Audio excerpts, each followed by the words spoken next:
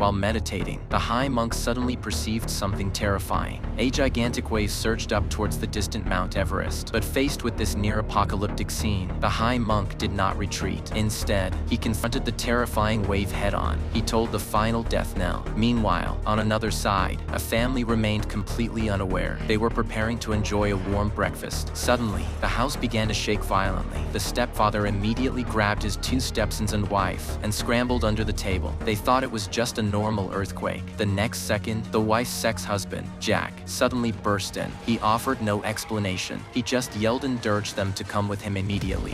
When they reached the car, home was now a ruin. Jack floored the accelerator. The car had barely started moving when the ground behind him began to cave in. The cracked ground undulated and surged like waves. The entire city seemed to come alive. Just then, an elderly couple appeared ahead. They drove slowly, blocking the road completely. Jack didn't hesitate. He swerved onto the median strip and bypassed them. They watched helplessly as the elderly couple's car crashed into the rising highway. Before the car could even come to a stop, sewage suddenly gushed out from the sewers. The stepfather suggested taking the highway, but what they saw when they looked up sent chills down their spines. A cement truck had fallen from the overpass. A massive crack, tens of meters wide, had split open in the ground. Jack slammed the steering wheel. They were frantically flirting with death, but it wasn't over yet. A collapsed building lay across the middle of the road. Everyone thought it was over, but Jack made an even crazier decision. He charged straight at the building. In the brief moment before the building completely collapsed, they managed to break free. They escaped death along the way. They finally reached the airport. They thought they could finally breathe a sigh of relief, but then they discovered that the pilot they had contacted had changed.